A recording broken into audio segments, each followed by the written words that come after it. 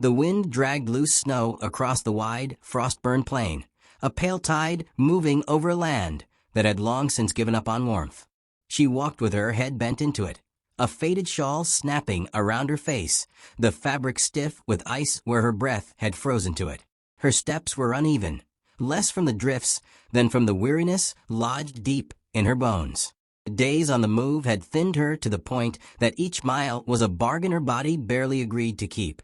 Somewhere behind her lay the town that had shut its doors, the faces that had turned away as she passed.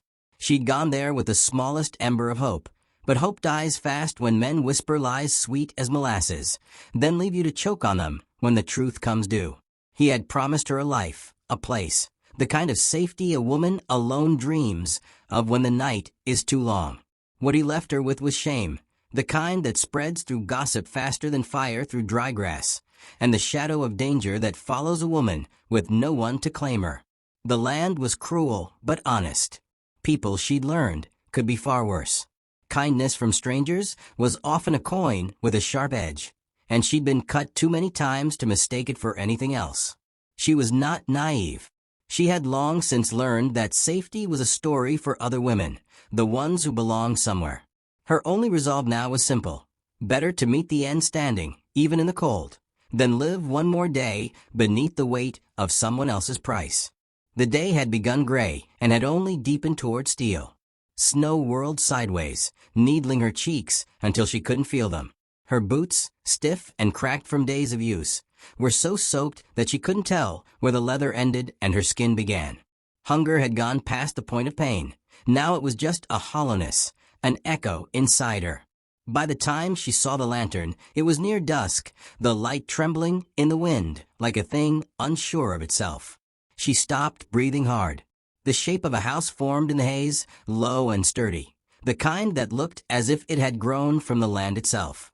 Her legs carried her toward it without thought, driven by something older than reason. Snow crunched under her as she came to the porch. The boards were half covered, the drift curling like a frozen wave around the steps. A figure stepped out into the dim light, the door closing behind him with a thud. He was broad through the shoulders, his coat dark against the pale world, a rifle held easy in his hands. Not leveled, not yet, but ready. She stopped at the bottom step, breath shaking in the cold air. Her eyes met his, and in that moment she saw the question there. What trouble are you bringing with you? And why should I let it inside? She swallowed hard, feeling the burn of the wind in her throat. The words came out hoarse, more air than voice. Please, just make it quick. Something shifted in his face, not enough to name. He didn't move for a moment, just studied her with the kind of stillness that made the air between them heavy. Then, slowly, he lowered the rifle. No sound but the wind as he stepped back and pushed the door open, the warm glow spilling out behind him. Her feet carried her forward before her mind could catch up. The air inside was thick with the smell of wood smoke and something faintly sweet, maybe coffee gone cold on the stove. Heat hit her face like a wave, almost painful after so many days of cold. She stood just past the threshold, unsure whether to thank him or turn and leave before the kindness became a debt.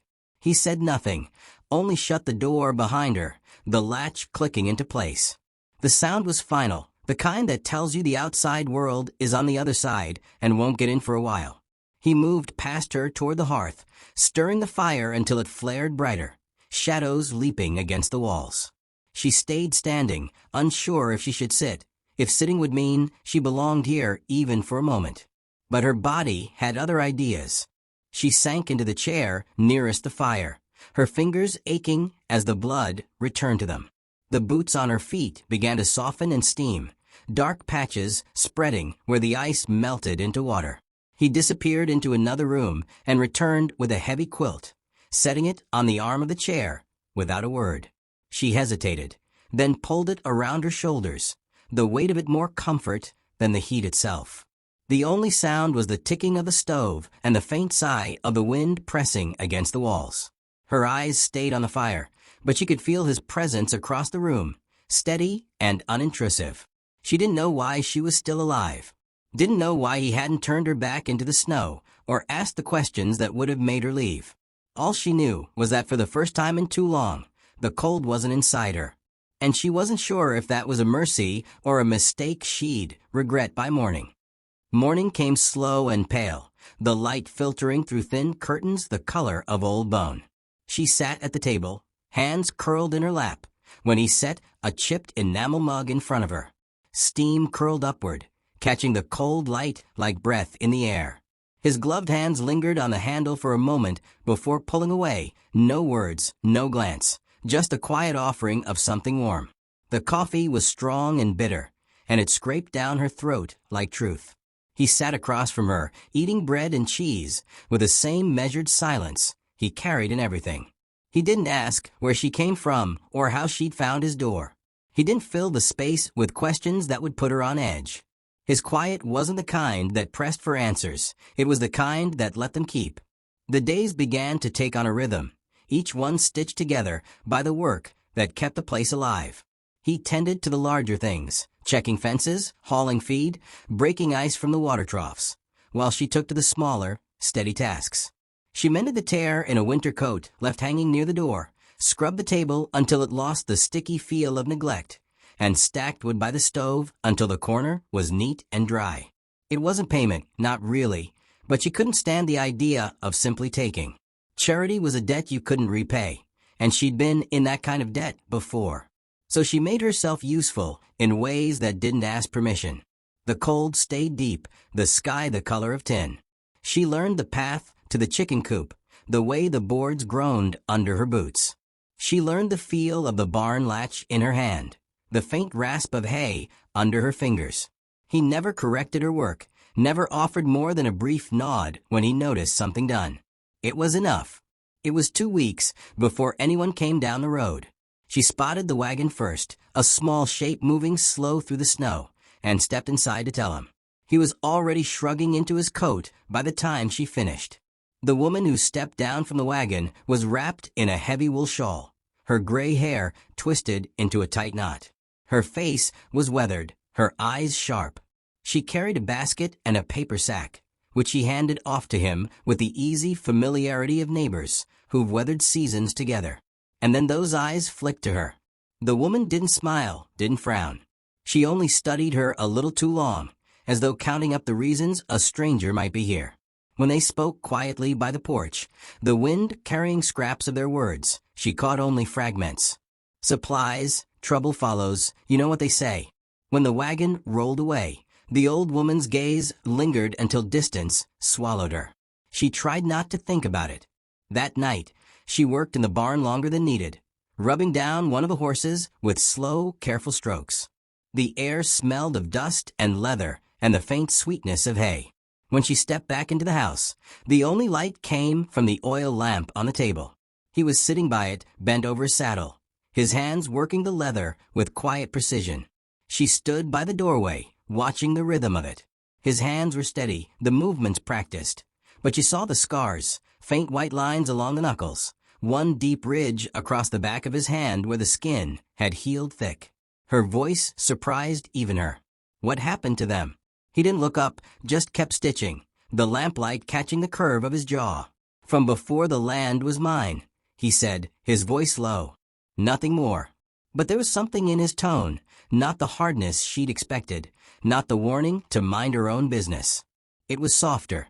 The words weighted not with anger, but with memory. She didn't press. Later, lying in the loft bed beneath a patchwork quilt, she could hear the snow falling outside, the soft hiss of it against the roof. Downstairs, she heard him cough once, quick, as though he'd been holding it in all day. Not sickness, more like a sound that wanted to be words, but never made it that far. She closed her eyes, the warmth of the quilt sinking into her bones, and for the first time since she'd come here, she didn't think about leaving in the morning. The moon hung low and white, its light spilling across the snow like milk over glass. She noticed the tracks first, deep, clean imprints cutting straight toward the ranch.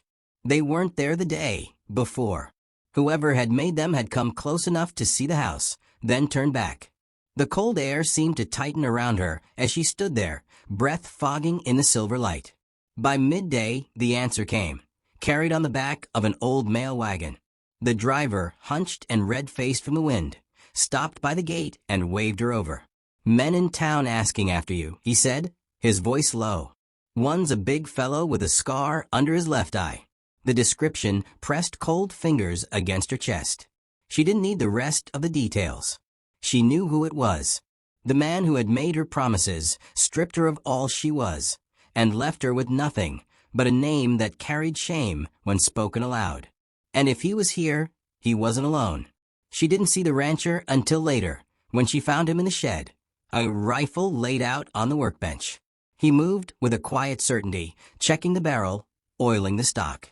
He didn't ask questions, didn't tell her what he'd heard. The air between them carried enough weight without words. That night the wind rose, rattling the barn doors. She found him there by the single light of a lantern, running his hands along the length of the stall rails as if counting them. She stood in the doorway, pulling her coat tighter, and for the first time since arriving she spoke of the man who had broken her life open. How he'd courted her with fine words and softer lies, how she'd left behind everything she knew to follow him, and how he'd walked away when she'd become a burden instead of a prize. She didn't look at him while she spoke. It was easier to focus on the way the shadows of the rafters stretched long and thin across the hay-strewn floor. When the silence finally came, she braced for the edge in his voice, the judgment, the slow shifting away. But it didn't come. Instead, he told her something she hadn't expected. About a winter long ago, when the snow fell so heavy it erased the road for weeks, and how he'd been too late to reach a small cabin half buried in it. A family had been inside, 2 children, a woman with hair the color of wheat. By the time he broke the door open, the fire had gone out, and the cold had done what cold does. "I was younger then," he said, the words low and steady. "Thought I could fix anything with enough grit. Learned I was wrong." The air in the barn was sharp with the smell of oil and hay. She studied him in the flicker of the lantern, not as a man standing tall above her, but as one weighed down by ghosts of his own. He wasn't her savior. He wasn't the promise of safety wrapped in a strong back and a rifle. He was another soul stitched together with a frayed thread of mistakes. When he turned back to the workbench, she found herself breathing easier. Not because the danger had passed, it hadn't, but because the truth between them was no longer something they were pretending not to see. Later, when the moon climbed high, she saw him at the fence line, his coat pulled close, snow swirling around him in fine silver dust. He stood still, eyes on the dark horizon, the rifle leaning against the post beside him. She stepped out into the cold without thinking, the snow crunching under her boots until she was beside him. They didn't speak. They didn't have to. The night stretched wide and quiet around them, and somewhere beyond the reach of the moon, the past was riding closer. The first light of dawn stretched long and thin across the snow, painting the corral posts in pale gold and shadow. The air was sharp enough to bite, each breath a cloud that vanished almost as soon as it formed. Somewhere far off, faint but certain, came the sound of hoofbeats. Slow at first, then gathering. She stood just inside the doorway, hands tight around the edge of her coat, listening to the rhythm draw closer. When they came into view, there were 3 of them, dark shapes cutting through the frost-laden air. They didn't slow until they reached the open yard, their horses tossing heads against the bit. The one in the lead dismounted first, broad through the shoulders, a scar catching the morning light beneath his left eye. His voice was rough with cold and purpose. "Send her out." Her body felt rooted, but she stepped forward all the same, boots sinking into the snow. She could feel the weight of his gaze, the ugly satisfaction behind it. She was nearly at the edge of the porch when movement brushed against her side. The rancher stepped out from the shadows of the doorway, his presence solid as the land beneath their feet. He didn't raise the rifle slung in his hand, didn't look to the horizon for an escape. He simply stood there, his eyes moving over the men like a man counting what didn't belong on his land. "You've come a long way to chase a woman who wants nothing to do with you," he said, voice low but carrying. The scarred man's mouth twisted. "She belongs to me." "No," the rancher said, and the word fell between them like a stone in a frozen well. He stepped forward then, not with the threat of a weapon, but with words that landed heavier than any bullet. He told them he knew what they'd done, how they'd left her with nothing, how they'd whispered lies in one ear while planning their betrayal in the other. He said their kind didn't chase justice or love, only control, and control was a coward's claim. The men shifted in their saddles, glancing at one another. The scarred man spat into the snow, but didn't move closer. "You gonna stop us?" "Already have," the rancher said. "Because the moment you came here thinking you could drag her away, you proved you're exactly the kind of men no one worth their salt would follow." The stillness that followed was taut as a drawn rope. The horses stamped, breath pluming in the air. Then slowly, the scarred man mounted again. One by one, they turned their horses, the sound of hooves fading into the open country, swallowed by the wind. She stood there, her breath sharp, her hands trembling, not from fear, but from the sudden absence of the weight she'd been carrying for too long. The rancher's eyes stayed on the horizon until they were gone. Inside, with the fire whispering in the hearth, he looked at her only once. "You can leave now if you want," he said. "Or you can stay. Help me build something worth keeping." She didn't answer. Not then. By evening, the light was sinking low over the pasture. She was out in the yard, drawing the horses in from the cold, her hands sure on the reins. Inside the barn, she heard the sound of him working, the steady rhythm of a man who'd decided the day was just another step forward. And some nights, when the world grows quiet enough to listen, you can hear the truth in the stillness, that sometimes the unthinkable isn't a shot fired or a fist raised. Sometimes it's the choice to open a door to someone no one else would claim, and to leave it open long enough for them to believe they belong.